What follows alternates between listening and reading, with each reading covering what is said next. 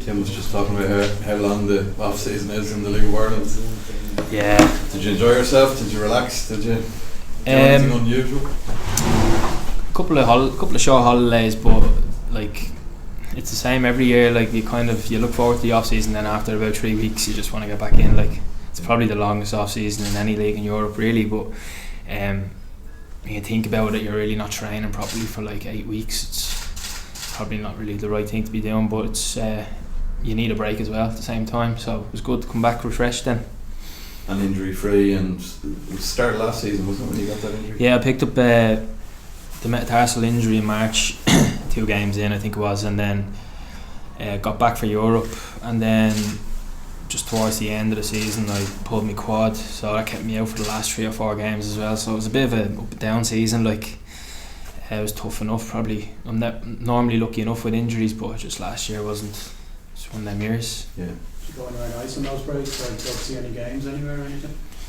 No, just away with misses and whatever. You know, the World Cup was on, wasn't it? Normally I try to get over and see a Liverpool game or something, but the World Cup was on, so nah, not much. Tim was saying earlier that he feels the squad is probably in a stronger position than it was maybe at this time last year when he had come in and there was a bit of chopping and changing quite late on, but he seems happy with the group that he's had. Yeah, I think when you look at last year's squad, like the turnover of players from the year before was massive.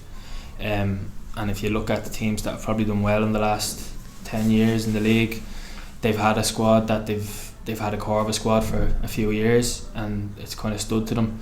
So the fact that we've kind of re-signed most lads from last year is good, because obviously we know each other and we had some good results last year.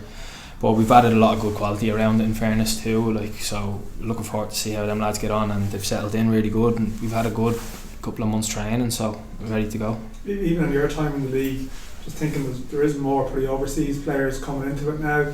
Like, what's it like as a player? I mean, often you would bring a lad from another club in the league, you know something about them, you've played against them. To see sort of an Estonian international come in, Noah from 𝗖𝗄𝗡𝗙𝗏𝗏, like how have they impressed you? Is it different to sort of try and suss out the level of some of these lads? You know what I mean?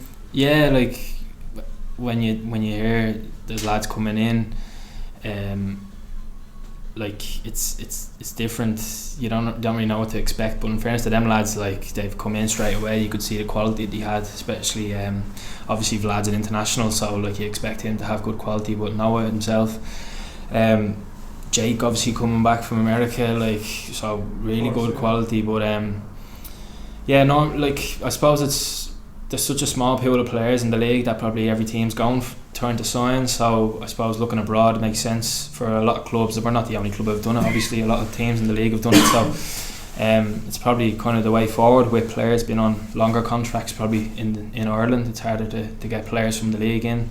So it makes sense. But yeah, I think it's good. It's good for the league, different type of footballers, and you know the fans will get what they see on Friday when they see some of the lads. Just another thing, I suppose, in your time with Pats, because you are one of the longer serving lads now.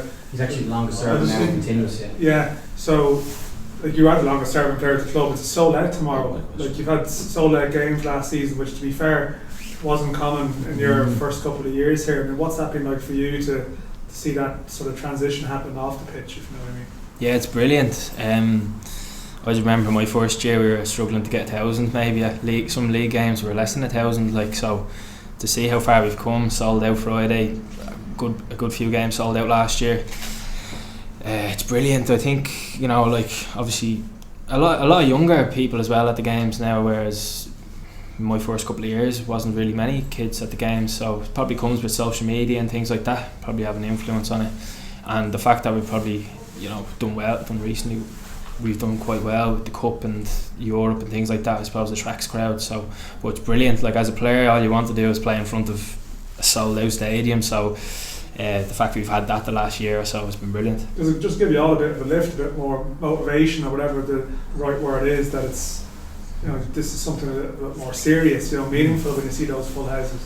Yeah, you feel like a proper footballer, kind of, you know, like, so looking over the seas and stuff and seeing the crowds that they get at games and that, which we didn't get the first couple of years. But it's just brilliant. Like, and even after the game, seeing kids, obviously, you know, you spend a lot of time now signing autographs and pictures and stuff, and the lads are happy to do it, because I suppose it's never been like that way, so it's really good.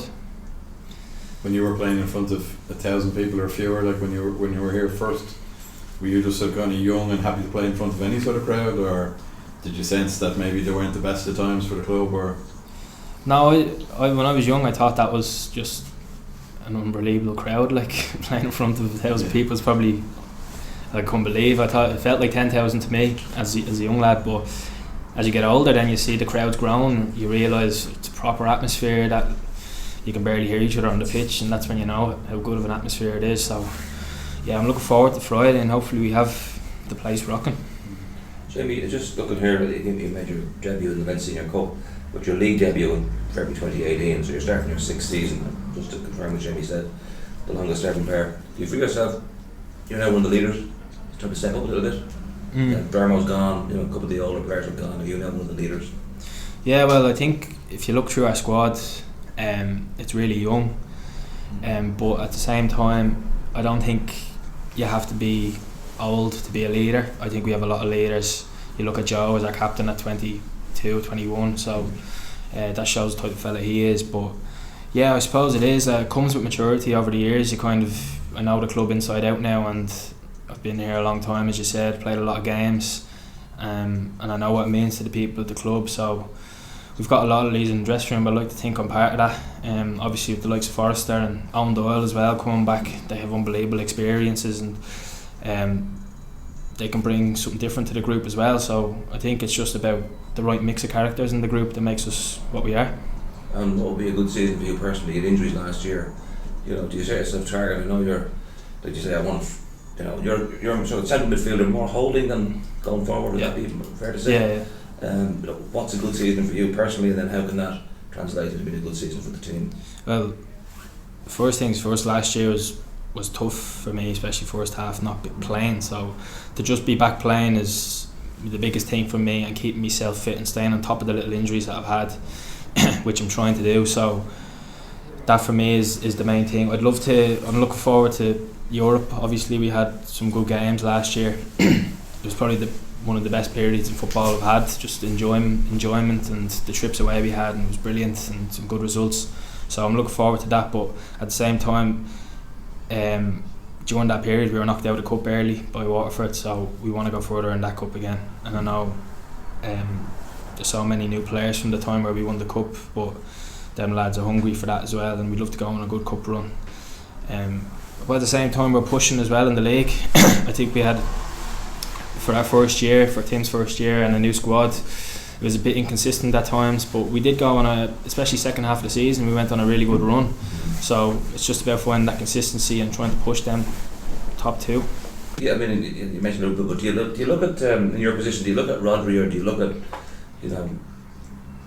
Fernandes at Chelsea, or do you look at Fabinho? Do you look at those holding midfielders and just try and pick little things off them? Yeah, of course. I love watching football. I watch any game that's on telly, and I go out with my mates and I watch Leinster Senior League games and all the time, and I just love watching games. So when I am, you're just drawn to whoever's playing your position, aren't you, a little bit? So of course, yeah, watching Liverpool or City or the top teams and how they work, and you'd love to see like how you'd fare against them. Sometimes you'd love a game against them, but anybody stand out in that position that you look at? Well, yeah.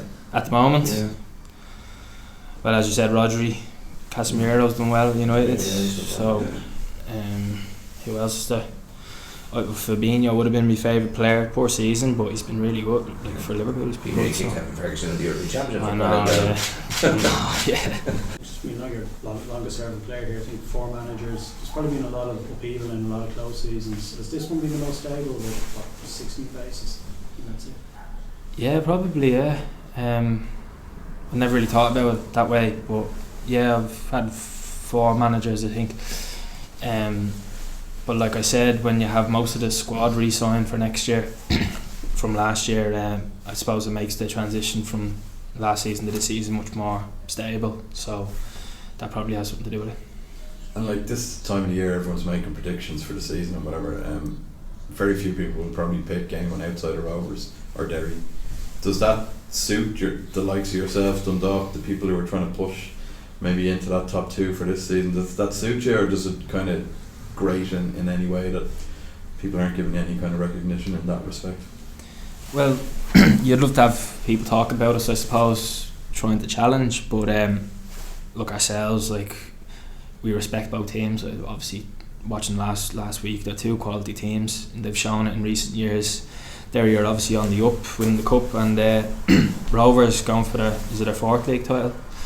So look, you have to give them respect. They're two top teams, but you know, we back ourselves as well. We've got good belief within the group. We're just looking forward to getting the season started now, really, and seeing how we get on. But within the group, I suppose we'll have an expectation for ourselves and a standard to try and do well this year. That's all we can do.